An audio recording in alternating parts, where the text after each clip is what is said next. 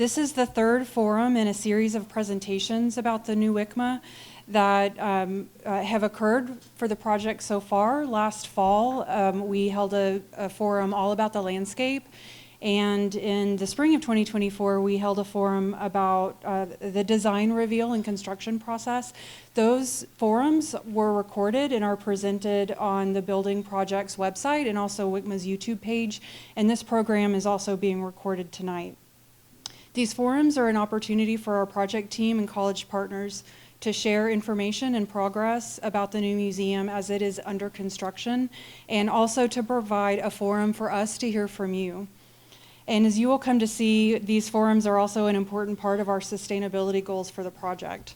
I'm Devin Nowlin, I'm the Museum Project Director, and I'm here mainly to provide introductions and close the evening with some updates. But for the presentation, we'll first hear from Pam Franks, the class of 1956 Director of WCMA, who will show us the design overview and introduce the ways in which the sustainable features of the buildings, design, construction, site, and operations, as we express them throughout this presentation tonight, become an integral part of the museum's teaching and learning mission throughout the museum's future.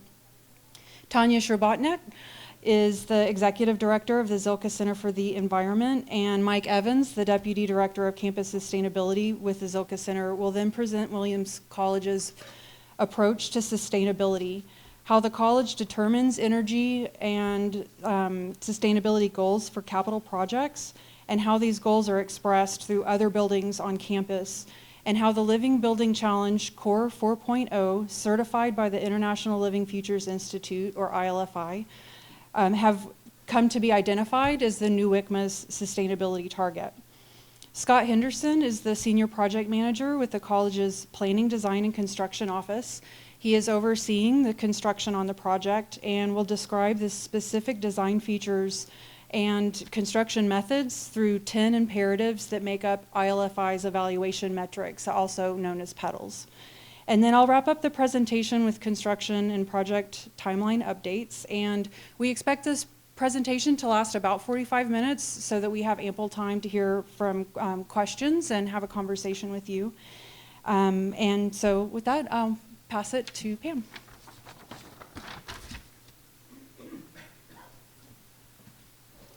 Hi everyone, I'm Pam Franks. I'm the class of 1956 Director of the Williams College Museum of Art. It's so great to see all of you. Thank you for your interest in WCMA. I'm just going to talk briefly because I'm joined here by such incredible colleagues who have such depth of knowledge on sustainability and the particular sustainability features of this project. So I want to be sure that there's lots of time for the deep dive. But I did want to really start with the teaching mission. Everything about the design for the new WCMA is grounded in the possibilities of learning with art and teaching with art and all of the different kinds of knowledge and inspiration that teaching and learning with art open up. And sustainability is really core to that. I wanted to mention, too, that one of the really distinctive features of the Williams College Museum of Art is its long tradition and contribution to the field of arts leadership. So a student who's leading a tour today may be the director of a major museum tomorrow, and everything that the student learns over the time that they're here at Williams becomes a kind of possibility for impact moving forward, and that is certainly true when it comes to sustainability, because when you think about art museums, you probably don't immediately think that they're the most energy efficient institutions, and that has not been true in the past. But we're really excited about the ambitious sustainability goals that we have for WCMA and the way that they're integrated into our teaching program. So I thought I'd just say a couple of words about the design. As you know, from Devin's introduction, we had a community forum on the design and construction milestones coming up. We also had a forum on landscape. So this is really just a bit of a review with an eye to sustainability. The design of the museum, first of all, the location of the museum is really important. It's right at the entrance to Williamstown and Williams College. It's a welcoming beacon for the arts, kind of saying creativity right as you enter into this educational environment, into this community. The design is really defined by the single-story presence of the building and the low profile along the ground, with this very dynamic roof line that resonates with the natural surrounds. So there's a feeling of a kind of lightness of presence, a lightness on the ground of the building that's core to its design. At the same time, the perspective of the roof, the kind of shape of the building changes as you move from vantage point to vantage point.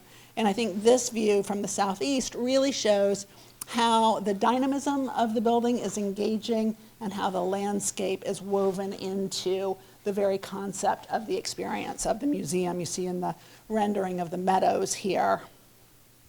Once you get inside, you come into this very welcoming, expansive lobby that everybody comes into together. And I just want to highlight the earthen tones of the materials. The renderings make it a little hard to know what the materials are actually going to be, but there's a greenish masonry tone to the walls that clad the interior spaces of 5 different pavilions. And then probably the most defining material of the building is its wood ceiling and structure. And I think we'll hear throughout the course of the night how important that is to the sustainability of the museum. We'll also hear a lot about how light plays a role in the experience of this building and how that's integral to the design experience. When you walk out of the grand expansive lobby and through the museum spaces, whether it's the covered porch or the study center lobby, you have more opportunities for intimate experiences of both the materials of the building, the people that you're coming together with in the spaces, and the natural world surrounding. The building's really designed to be a seasonal, to take full advantage of the seasonality of this region. With the views outside, allowing for the spaces to be cozy in cold weather or very kind of colorful and welcoming in warmer weather. And I thought I'd just close on this brief review of some of the design features on a classroom space, because teaching and learning with art is so central to everything we do. It's really the heart of everything we do. And I wanted to say that learning with and in the museum is one of the places where the sustainability ambitions are most pronounced for us. So building a green museum to the best of our abilities is the right thing to do. It's the right thing to do for the planet. It's the right thing to do for future generations. But at Williams, it's particularly powerful because it's a chance for all of the students who come through this college and come through WCMA to learn that art museums can be sustainable and what those strategies for sustainability in art museums are. So we're really building a learning laboratory for sustainable art museums for the future. And it's the students and all of our audiences who come through and learn those lessons in the building that we're building, and then bring them out into the world that is really going to make the biggest difference. So with that, I'm just going to say that I have learned so much from my colleagues here, and they have such a depth of knowledge about all of the technical aspects of what we're striving to accomplish with this building. So we'll turn it over, and then we'll all be available to answer questions at the end. Tanya. All right. So welcome, everybody. My name is Tanya Sobotniak. I'm with the Zilka Center for the Environment. Mike Evans, also with the Zilka Center. Great to see you all. So we're going to tell you a little bit about Williams College's approach to building more sustainably, the history and the continuing evolution of our approach and standards that we use. So just to frame the conversation a little bit, Williams is very cognizant of the fact that buildings impact the environment in multiple and significant ways during the construction process, their operations, and at the end of their lives.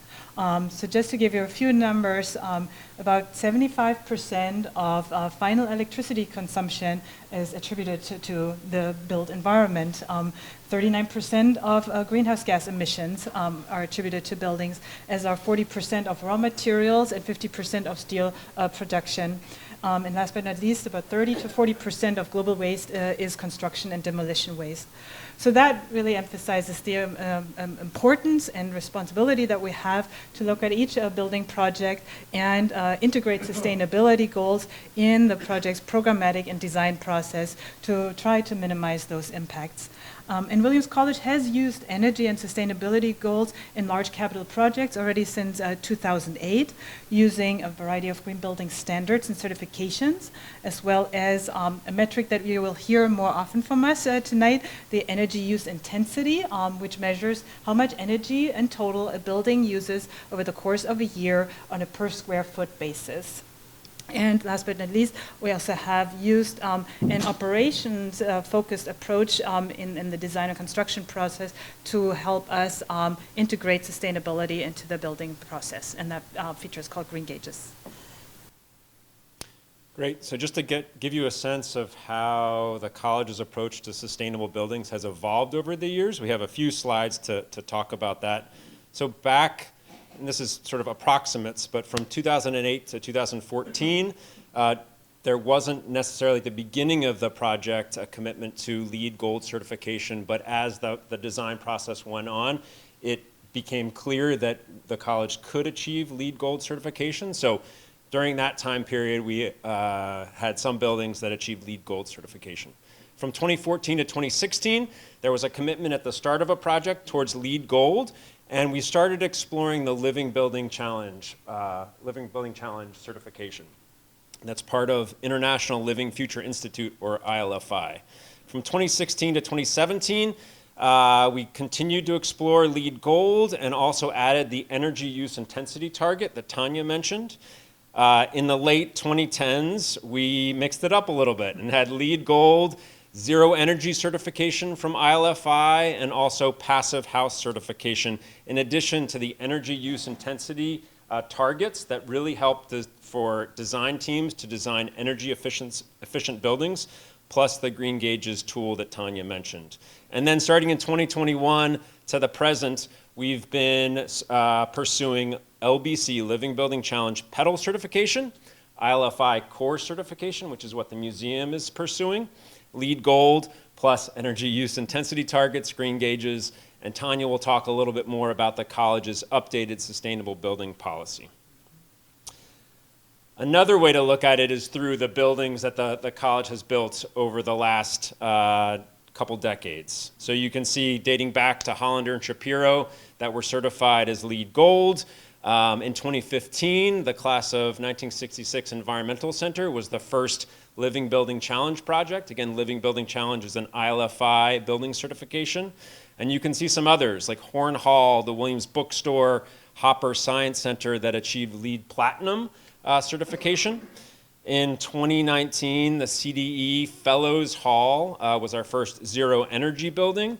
And then some buildings, we pursued multiple certifications. Garfield House achieved LEED Gold and Passive House. Fort Bradshaw, LEED and Living Building Challenge. The Davis Center was completed last spring, is not yet certified, but will be an LBC Pedal building. The Multi-Purpose Rec Center, or MRC, is being built right now behind the tennis courts. And the new WCMA is pursuing ILFI Core certification. And just a picture of our ILFI buildings thus far. The upper left is the Class of '66 Environmental Center. It's one of 34 full living certified buildings in the world. The upper right is CDE Fellows Hall, a zero energy building. Lower left is Fort Bradshaw. It's dorm for graduate art history, and that is LBC Pedal certification and LEED Gold. And then the lower right is the Davis Center, which is LBC Pedal certification. I checked the ILFI website today just to confirm some numbers. So right now there are 2 ILFI core certified buildings in the world, which is sort of exciting that WCMA is right in that next phase of this pretty new addition to the ILFI certification projects. So how did we get started? As Mike already mentioned, around 2008 or so, we saw the first buildings achieve LEED, which stands for Leadership in Energy and Environmental Design certification, but that achievement wasn't necessarily envisioned right at the start of the building's conceptual design. So in 2011, the college formulated and codified its first sustainable building policy, and it was very simple, but also powerful in that simplicity. It required LEED Gold or higher for all capital projects that were valued at $5 million or more. We also build into the policy the emphasis on ambitious EUI targets and to overall increase awareness about the building's impact on the environment.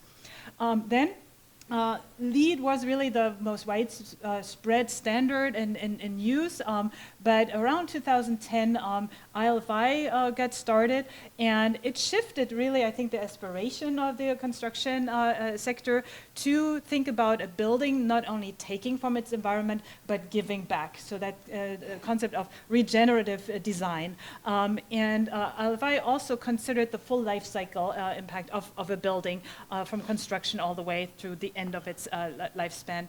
And very importantly, it centered human health, well-being, equity, and community, and the connection to nature-inspired beauty that surrounds us. So the college was inspired by this new, more ambitious approach and started to lean into the ILFI growing family of certifications. And then around 2015, we really took the focus on energy efficiency to the next level by including passive house design into our family of certifications. Passive house is really sort of, we wish, the gold standard for minimizing a building's operational energy use throughout the year. So we started to expand our sustainable building design and lean into these new standards and certifications. But it was 2023, and you saw all that construction activity preceding it, that we found the moment to be ready to conduct a full-scale review and update of our sustainable building policy. And the result was a expansion of the coverage of sustainability issue areas.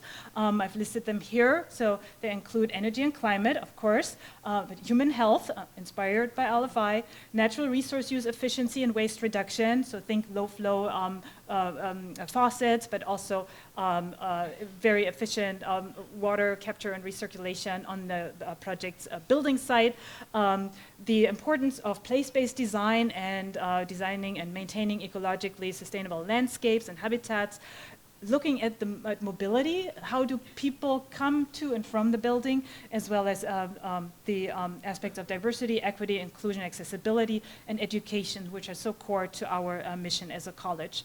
The policy also takes a systems perspective in that it moved from looking at each building project on its own and looking at how can this building be its best self, so to speak, to how does this building interact with the campus at large? How does it share energy with other buildings? How does it share, water, landscaping, and those circulation arteries through the campus? How can we optimize the whole rather than individual pieces? And last but not least, we ensured that the new building policy sort of aligned with the sustainability goals that just 2 years prior, President Mandel and several working groups had laid out in the strategic plan, and specifically for the built environment. So the new policy moved from LEED Gold or higher to offering us more choice amongst what has also become a greater ecosystem of sustainable design certification and standards, but it clearly leans towards ILFI Living Building Challenge type project who favor that regenerative design. The policy is part and parcel of the full cycle of a building project, and it is built into the process from initial considerations, such as what building type are we considering? What is the setting? Where is it going to go? Is it a new construction versus a major renovation? What is the project's budget, and what are technical feasibility? What might technical feasibility constraints be? We have a stakeholder process written into the policy that in particular emphasizes communication between planning, design, and construction, and the Zilka Center for the Environment as the campus sustainability office. The sustainability criteria become part of the project approval process, and then regularly reviewed throughout design and construction. And the whole sort of process ends with the completed certification. So with that, I think we have Scott Henderson going to talk with you about how that has manifested itself in the museum project. Thanks, Sandy. Hi, everybody. So before I start, I just want to recognize, so a few of us are here tonight to talk about this, but there's a gigantic team working on this project. So we have members of Consigli Construction here. Abby was with me on Davis Center. She still talks to me, that's a good sign. And then the Skanska team in the back here doing a lot of help with the project management side. So very much a team effort. So as Tanya and Mike described, the approach, basically we're handed a sheet very similar to this at the start of a project. So we incorporate this into our planning with the programmatic elements, with the budget, with the timeline. So everything's packaged up and everything's sort of equally important. So when we begin a project, we take basically right off this documentation from the ILFI, a sheet that looks like this. So you can see the core certification is sort of that green circle. So that picks up on a series of these imperatives. So the way it's structured is it breaks down to about 10 imperatives that we have to work with. So what I'm going to do tonight is just sort of give you a brief overview of each of these. But I do want to highlight that last one, number 20, down at the bottom, because the educational aspect of it is really key to sort of tying into campus life and the community and the idea of the teaching museum itself. So the first is this ecology of place. So I sort of zoomed back on this to show that little red blip in the middle, which for our campus work, this is a large project on a large site, but you can see in terms of place in the community, it's a very small but important part within the ecology of the area. So to really understand that, we took a step that we have not taken on a project yet. We partnered with a cultural resource management company, and that allowed us to really get into depth and research back as far as possible on the history of the site and the land use from as far back as we could go up until recent developments through the colonial era into early stages of the college development. And what this did was help us really understand parts of the site that kind of remained a bit untouched, and then the areas that basically where the museum is sitting that were really developed and sort of allowed us to plan our work and work with our design team to get them focused on key areas. And part of that focus on key areas is the planting plan. So the building's not shown in this diagram, but you can see the development of the site in tying to the conditions about approach and its location around the Rotary. We wanted to sort of scale up the landscape. So we have areas of meadows, we have areas of more sort of screening plantings, and then the area I really want to talk about is on the west side, so off to this section here, which is, it's called the reforestation area. So this was something that kind of surprised me that we were being asked to do through this sort of sustainability program, which basically cut down a bunch of trees. And I know I've had conversations with a few people here about that, because at first I was kind of taken aback myself, and it wasn't until I sort of really dug into the details of it. And coincidentally, what helped was the Williams Reed book for this year by Robin Wall Kimmerer, Braiding Sweetgrass, got into detail about this type of approach of restoration and this relationship to the land. So through reading that, through conversations with other people that read that, it was sort of helpful for me to understand Actually mentioned it to her because she did the book signing. How it helped me sort of come to terms with this fact and then really understand the approach about when something is invasive, how impactful that can be. Further to that, we have someone on our staff, Felicity Przicki. She's our ecology manager. She is probably the most knowledgeable person I've met about this, including our people on our team, the landscape team.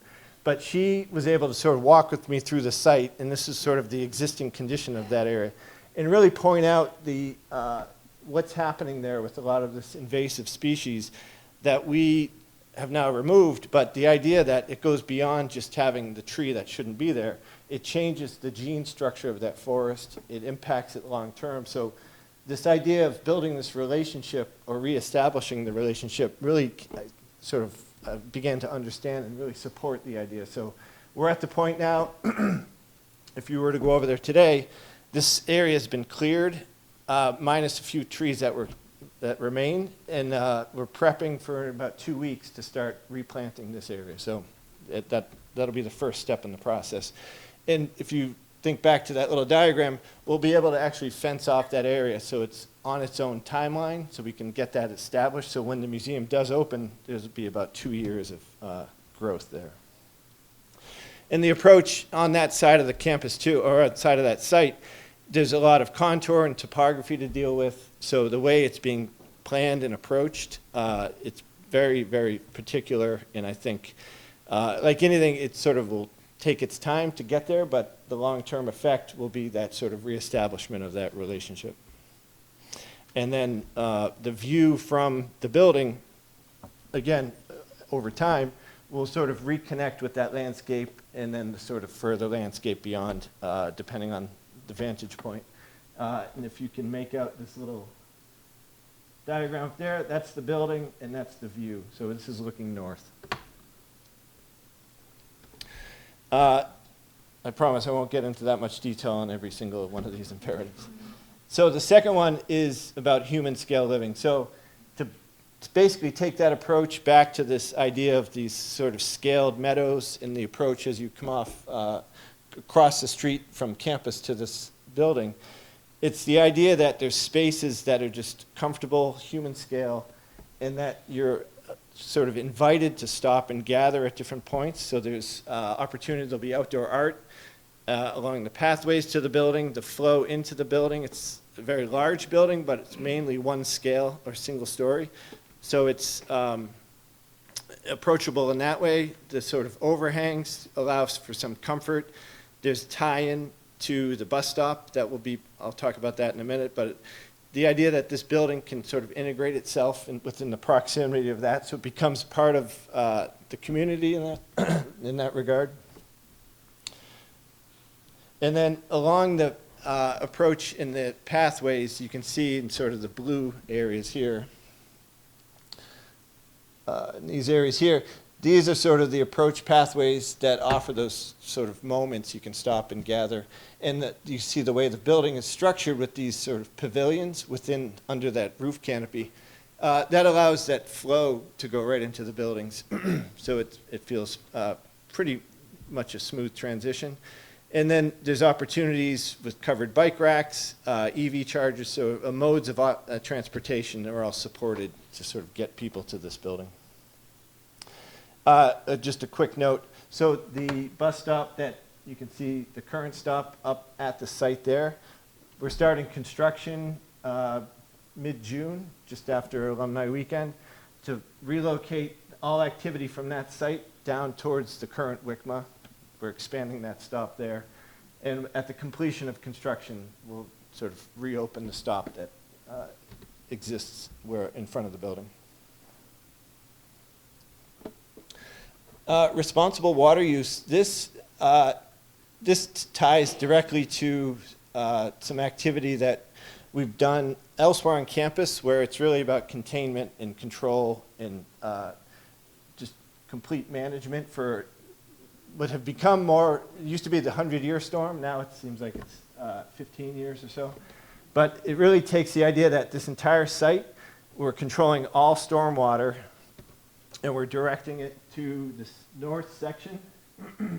So it's basically this area here, and you can see it's through a series of bioswales and sort of catch basins that direct all the water to that north area.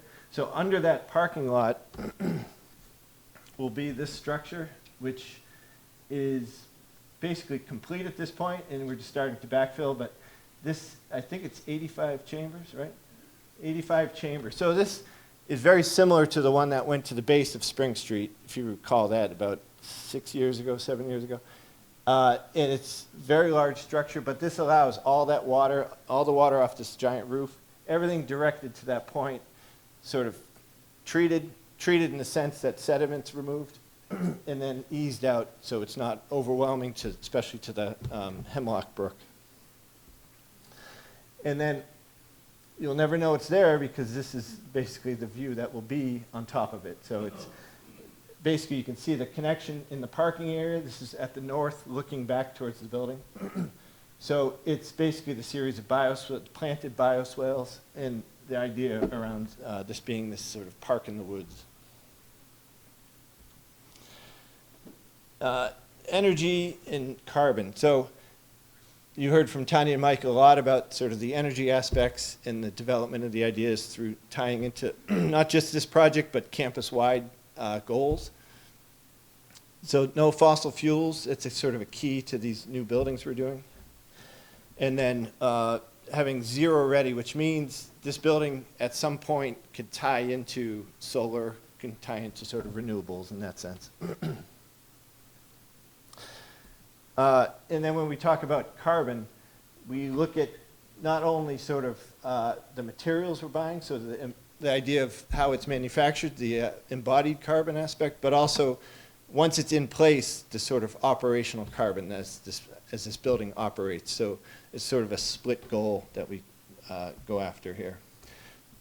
And this building will be predominantly a mass timber building. So if anyone recalls the construction at Davis Center, that had a lot of mass timber, not to the extent of this one, that sort of was more of a hybrid approach. But you can see on the bottom metric here, compared to a steel building or a concrete building, the carbon emissions are just cut way down. So this has really become sort of our general approach to constructing our new buildings. And the nice part is, so you can expose it. It's a beautiful material. This is black spruce coming out of Quebec. Same with Davis Center, same material. And we take this not just for these major structural elements, we bring it down to sort of all materials or as much as possible. So you can see even like the insulation for the walls shifting to a mineral wool. You can see the reduction on the bottom table here. And healthy interior environment. So this is one of my favorite aspects of the project because this shifts the focus from talking about a green building to talking about who's in the building, about the occupants. So it really makes it about being in that space. So we talk about things about air quality, natural light, thermal comfort. So you see images like this, the amount of glass and the views, the daylight coming in. So it's all things that impact people in the building and not just making it sort of a special building on its own. The goal on a project, and again, this ties back to the LBC, is to have 70% of the interior space have daylight available to it or views, which we're very close to doing. We work closely with ILFI because a project like this, with the programming and the conservation around the art, you don't want just daylight flooding into these spaces. So we're able to sort of focus on the north with certain windows or really have skylights with good light control, shading, and things like that. So it takes this balance, and ILFI has been great to work with on all aspects to understand the program for a museum is different from, say, a student center or a dorm. So when we talk about materials, if you take just the examples on the screen, we have bluestone on the floor, we have masonry walls, and we have this timber ceiling. Each of these, we try to find the most effective material that fits sort of descriptions outlined by the ILFI. So the timber we talked about, the masonry, we went back and forth with several companies. And part of this isn't just about the sort of content of this, of the material, it's also about where we're getting it from. So the nice thing about this masonry product is it's coming out of Gardner, Mass., so right down Route 2. And then we have, not in this picture, but we have other aspects. The wood floor is coming out of Hudson, New York. So we look for those relationships, and then we look for this idea of this declare label. So what this is, it's certain companies have dedicated certain products of theirs to sort of offer up ingredients lists. So it would be like going to the grocery store and looking at the back of the box. It gives us a clear indication that they are complying, that they've offered up their ingredients list, and it's sort of a certified healthy material. So when we talk about universal access, we try to look at not only the building, but extend it out to the site, and then also how do we get to the site. So we're trying to carry that thread back to campus, which is challenging because we have to cross a few streets in this case. So it really puts us in a position that we're very heavy on the focus on this site, and then finding those adjacencies. And again, it ties to other projects that we're trying to do. Eventually, we might do work across the street at Greylock. So it's finding those opportunities. But in general, it's really about sort of this, back to this diagram.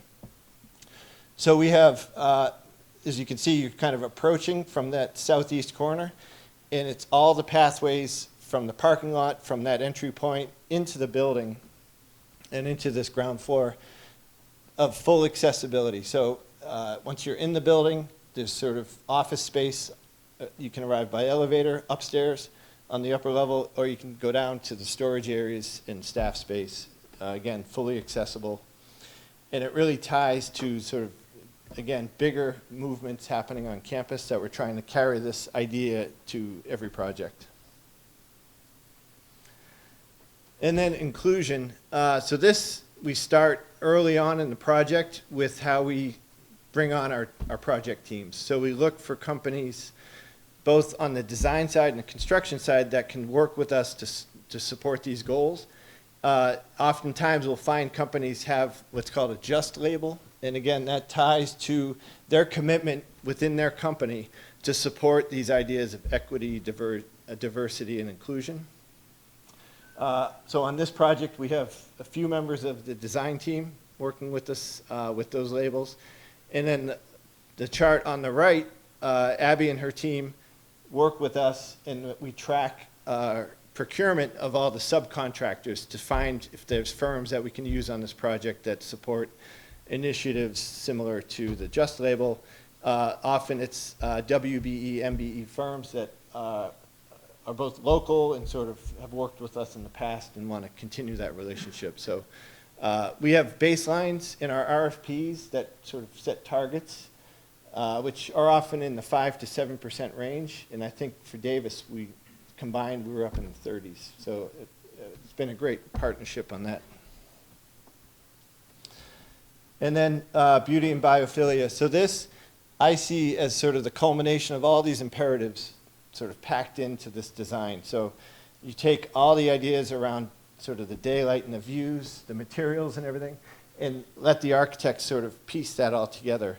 So we end up with, again, beauty, I guess, is subjective, but you know, it's it's sort of hitting all the points that we were looking for in all these imperatives, and it ties to the site, ties to the campus, and then that leads us to sort of these spaces that people can come in and sort of get that warmth and that feeling that then they sort of work with us to this next imperative, which is about education and inspiration. So the idea is that people come into these spaces and sort of sense what's happening and sort of enjoy the space, and then go out to become sort of ambassadors to the project to really support these ideas that we're working towards. So I'll hand it over to Devin to talk a little bit more about this imperative. Yeah, thank you. So as I mentioned in the introduction, series of forums and community outreach that we're doing is directly a part of this holistic sustainability program. And we, are very proud that the museum is always open and always free. The museum will be a Living Building Challenge case study that will be able to be apparent to visitors through signage and also through a website.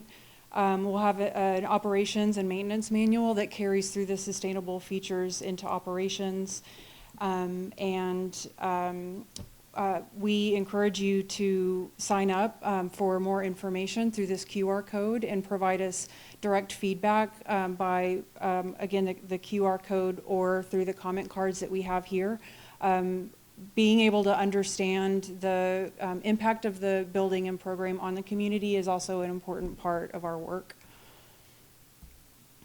For construction progress, I have a time lapse. We're doing a lot of really great documentation of the project along the way also.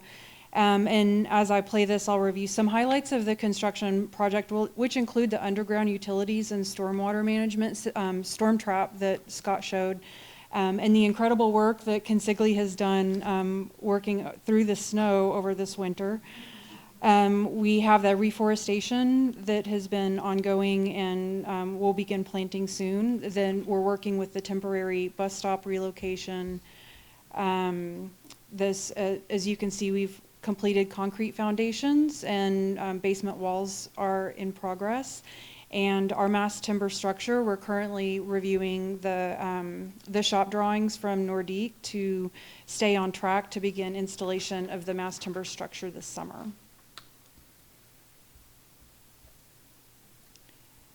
In this next slide, we have a site logistics diagram that we update once per month. And the May version of this is posted on our project website. And we send this update to our project's neighbors and to the town and to college partners to keep people updated on our progress. So when we do need to relocate that bus stop temporarily and return it, that information is communicated through these monthly updates, and this is posted to our website. For the project schedule, this shows our design phase and into early construction phase with the spring 2025 reforestation and planting. Our third community forum here tonight, and then looking forward to another forum in the fall, which the topic is to be determined, and if there are any aspects of the project that you would in particularly like to hear more about, we'd be open to crafting a program that you're interested in. We will look forward to the summer of 2025 for that heavy timber superstructure with another couple of years of construction underway to complete construction in the spring of 2027. There will be a period of time in which we're monitoring the acclimation period for the museum environment, and with the museum staff moving in and installing exhibitions and preparing to welcome class groups into the museum for the fall of 2027. So for some next steps, we have the community forums ongoing, and we invite you to, again, sign up for information from the project team, but also news about the museum's ongoing programs and teaching that they continue to do through this construction period, including What's Up at WCMA, which is a program that is a monthly drop-in for conversations with the WCMA staff. There's a What's Up at WCMA tomorrow at 4 p.m. and again on May 27th and ongoing through the summer. Again, we welcome feedback through the survey or through the comment cards that we have in the lobby. And the WCMA PM is an email contact that reaches our project management team, and Scott is our contact for any on-site assistance. And then the link to our building project is below. And as our final wrap-up for the night before Q&A, I want to also recognizing our construction partners, Consigli, Skanska, and Victoria, who helped us a great deal bring this presentation to you tonight, and Rebecca Dravis with the museum, who helped us also organize and publicize this event. So I want to thank them as well. We have a lot of people in the room who are ready to answer your questions, so I'll help facilitate, and we have a mic that we'll pass around. So please wait for the mic to come to you so that we make sure that we capture your question on our recording.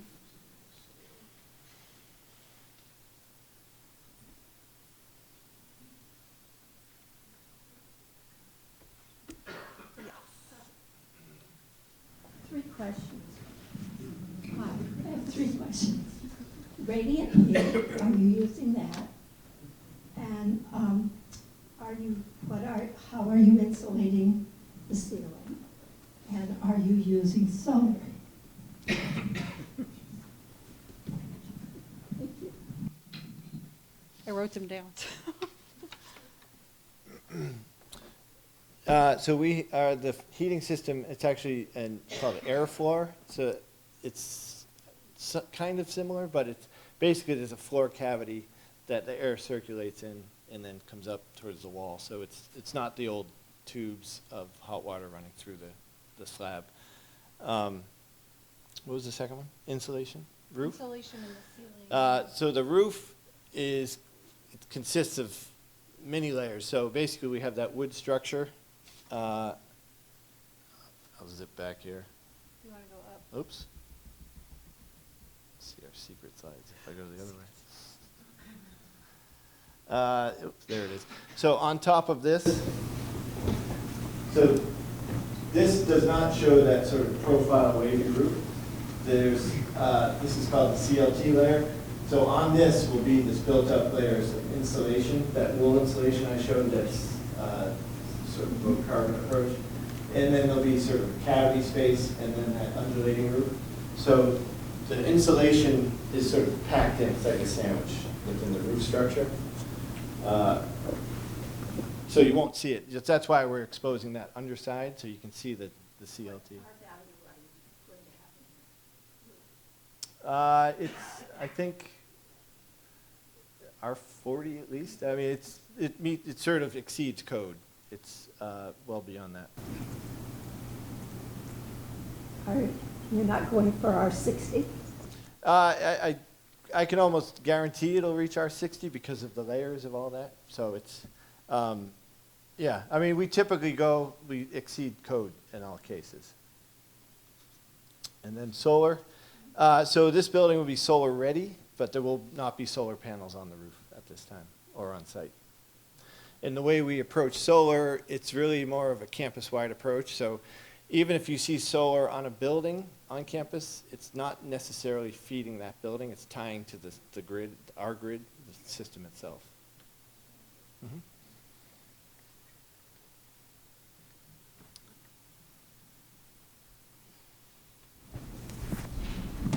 Very early in the presentation, you gave a history of some of your buildings, and there was one that you took on, I believe, for the graduate program in art history, and that was an existing building that you somehow made more sustainable.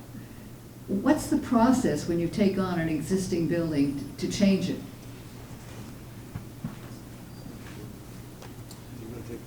Yeah, so I don't know if you wanted to. So an approach like that, so that was an old brick building like that, or one of the more challenging ones because you can only go inboard. You can't, we're not going to cover the brick. So basically you sort of resign to the fact that you're going to lose a little bit of your interior space to create that thermal cavity. So instead of like I was just talking about on this roof where you kind of like, you know, a good approach, you imagine you kind of like put a sweater on a building, you could insulate outward. And a brick building like that, you go inward. So you lose a little bit, but you gain the R values on that case. So that was the approach for the fort. I mean, we took, you take a number of steps. So that outer envelope, we call it, you sort of insulate in, you improve all your openings, so very efficient windows and doors.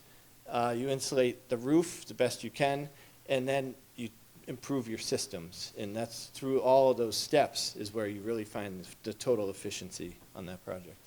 Thank you. You're welcome.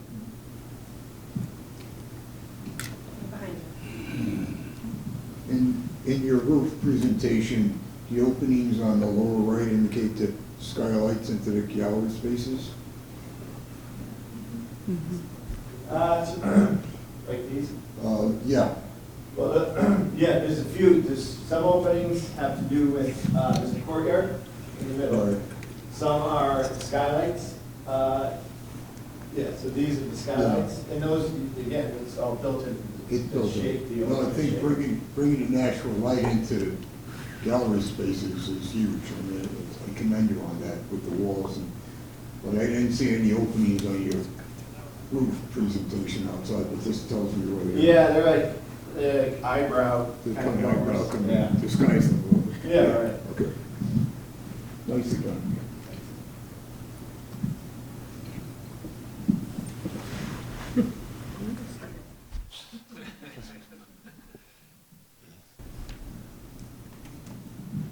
What powers the climate control, heat and cooling?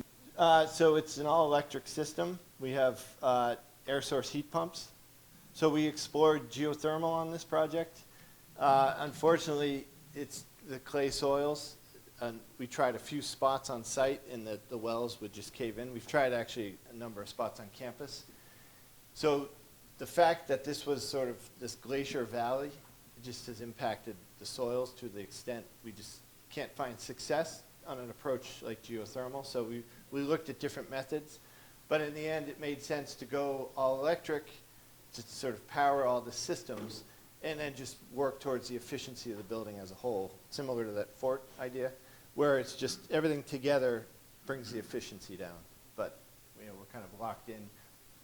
Knowing we're eliminating fossil fuels, sort of it left us very few choices outside of that. And the museum is planned to operate at about 70% below the EUI of a typical museum as would have been built in 1990. So that's a 70% reduction in the electricity that the systems will require for the gallery conditions. And a part of that is also recognizing a slight seasonal shift in set points for temperature and humidity for the collection environment, which is manageable because we have a very tight envelope and so can manage that shift very subtly and slowly. So with a standard museum set point at 70 degrees and 50% relative humidity, at certain points of the year that can be more taxing for electricity. So the museum is also being designed to adjust to seasonal set points.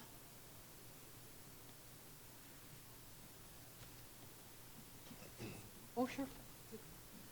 I think both Scott and Devin are actually very modest in terms of how they talk about the energy efficiency of the building. And coming back to your comment about the insulation, so as part of the initial design goals that ILFI requires us to meet is that 70% reduction in energy use intensity compared with similar buildings in similar climate zones. So that for us meant obviously other museum buildings in our region, for example. ILFI came back with a calculation that the EUI can be as high as 120 kBTU per year per square foot. Don't worry about the units, but just glom onto the 120 for a moment. The college had itself set itself a goal for that EUI to not be higher than 70. So we already decided that we would outperform what a very rigorous, ambitious design standard like design certification like ILFI is requiring. And then, so we went back to the 70 because ILFI was too high for us. And then the energy model that takes into account the insulation, the tightness of the space, the electrical systems, everything, the whole energy system of the building came back at what, 49? Right around there. 47, 49. So imagine the stepwise decrease that we're actually designing for. So it's an amazing value for a museum. To give you a comparison, a residence hall achieving a 35 is considered a pretty good building. And this is a museum with all the art that needs to be protected, with all the occupants that are cycling through. So, yeah. Sorry, I'm obsessed with EOI, so I just wanted to share that. It really means it's a well-insulated, highly efficient building.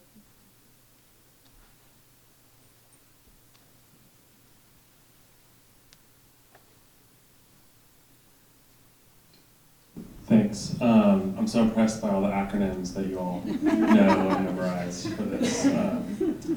You mentioned regenerative buildings or regenerative life cycles, and I'm curious what the life cycle of this building is and how you imagine it dispersing back out into the world when it hits that milestone. So, you want to take that? So we design buildings, we want to design 100-year buildings. And that's sort of the point of aligning ourselves with the sustainability goals that we're going for, the material choices, the systems. Again, there's so many parts and pieces to these buildings, but the idea as a whole is that these are 100-year buildings. And the idea around elements like this wood structure and the masonry, at the end of the day, it's a very simple palette of materials here. And the idea is that they can be recycled to some extent. I mean, there's always parts that you cannot, but the wood structure, masonry walls, masonry floor, wood flooring, all these elements.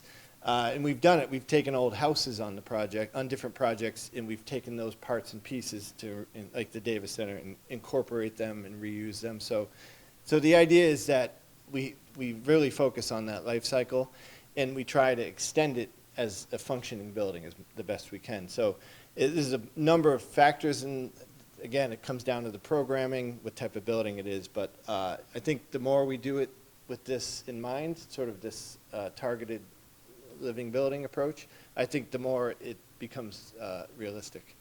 And the wood flooring for the galleries are reclaimed, and that makes me think, like, what in 100 years, what are the possibilities for reclaiming masonry that are developed? And yeah.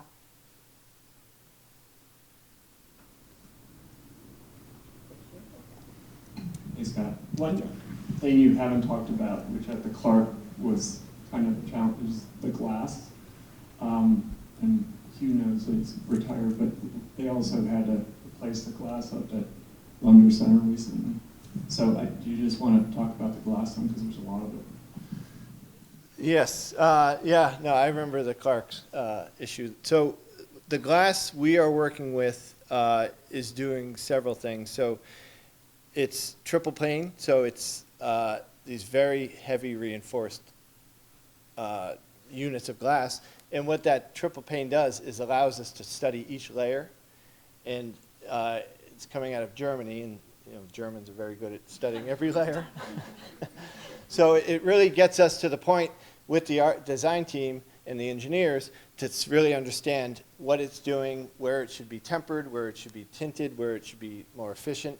So referencing back to the Clark, at the end of the day, it was that tempered layer that failed. So if a lawnmower goes by and it shoots a rock, it should react a certain way, and when it doesn't, that's when those flags go up. So, but on this building, because of that 70% metric for daylight and views, there, like you said, there's a lot of glass here. So the focus is very heavy on the detailing of it and sort of allowing that view to go out, but then the sort of energy efficiency to sort of block what it should.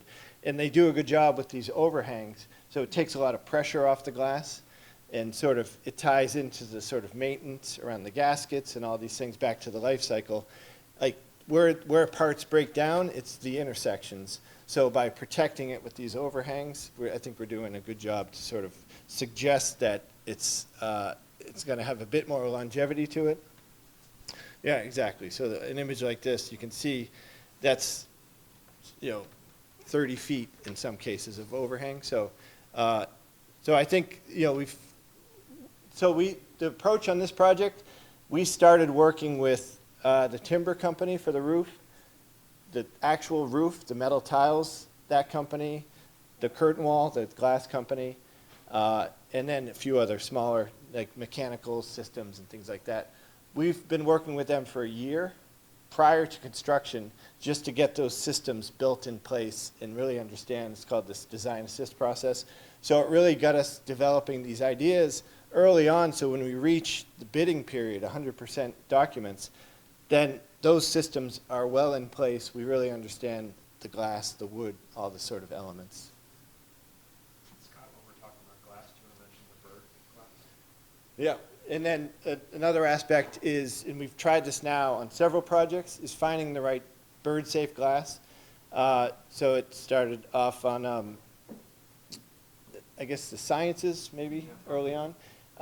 We sort of tried something else on Davis Center, and now we've working with a new company, again, tied to these layers of glass, to find the right approach to sort of getting a true pane of glass that is bird safe, as well as bringing in and incorporating, not for birds, but for people, sort of back to sort of this idea of accessibility and inclusion, to have sort of this visual panels. In some cases it's dots, it's sort of a grid of system, so people don't walk into the glass. So there's birds and there's people, and we're trying to stop everyone from hitting the glass.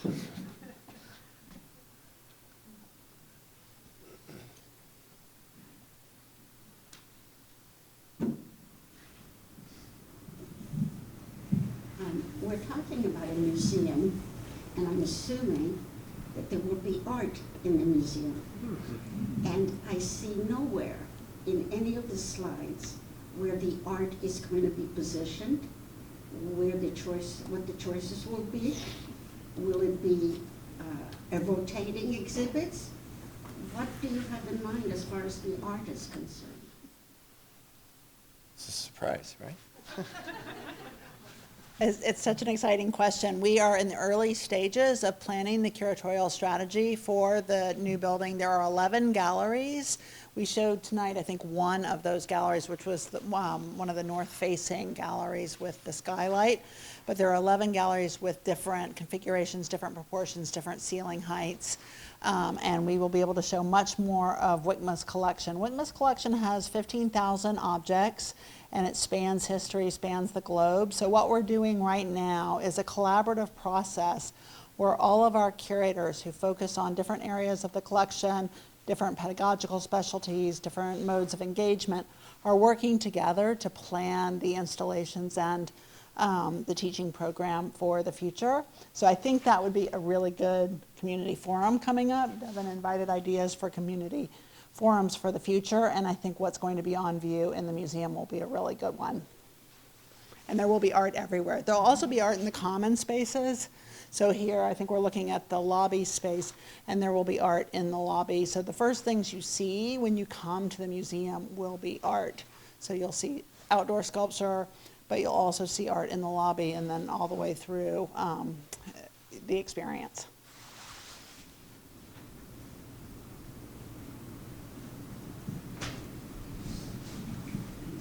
Small detail, is there a finish on the exterior wood, as in a varnish type finish, on the underneath the overhangs, for example? There's a light, clear finish. So when we start these projects early in the design phase, I guess midway in the design phase, we do these mock-ups, these small structures, and we get actual material that will be in the project. So that allows us to test out different finishes on different materials. So we explored even a whitewash in some areas. But at the end of the day, I think everyone that viewed it agreed that it's meant to be this sort of natural finish wood, but there will be this light, clear finish to it, but very subtle. Same with the masonry product. We're actually going to have a light sealant on that as well, just again for ease of maintenance. When we make material decisions, it's like 60-40 on aesthetics and operational impact. So I should say 50-50, shouldn't I? but it's really weighs in, and we get our operational team to sort of view what it will be like when we hand this project over and everyone goes on their way to their next projects. Making sure that we're not handing them something they can't maintain. So when we think about finishes, you have to reapply it. What's that look like? You have the giant windows. We have to wash those. What's that look like? So all these decisions tie in. So the feedback on, say, the masonry was if you put a sealant, then we can clean that much easier than sort of natural rough finish masonry. What happens to space like that in the winter? Well, it gets crowded because it's warm and cozy and it's cold outside. No, so that will be partially an art space. I mean, this is the lobby, so it'll be primarily circulation space, and it's sized in accordance to sort of mixed use of programming. So it's adjacent to an auditorium that might spill out for some events into the lobby space. So we try to have flexibility within these spaces that allows for programming to sort of adapt and shift. Yeah. Add one other point. The cafe has seating in the cafe, and in good weather, that seating flows to the outside under the patio. But in the winter months, the overflow for the cafe will be in the lobby, so we'll have furniture that can move back and forth. So I think it'll be a real place of a lot of life and community. I'm just curious about the motel next door. What's happening with that? Currently no vacancy. So we have used the back L-shaped portion for construction offices. So Consigli and their team have been working out of that. The front space is just basically, closed off at the moment. The college is sort of considering options at the moment. So for now, it has a 2-year lifespan of construction use, and I think we'll see. I think I saw a question on about some of the trees on that part of the site too. There's trees currently marked in the front along Route 7.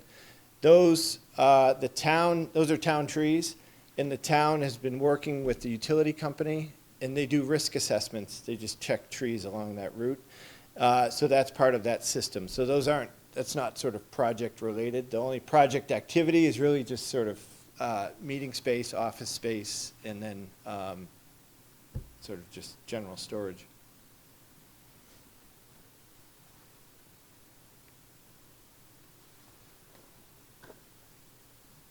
All right. Thank you very much. All right, see you in the fall.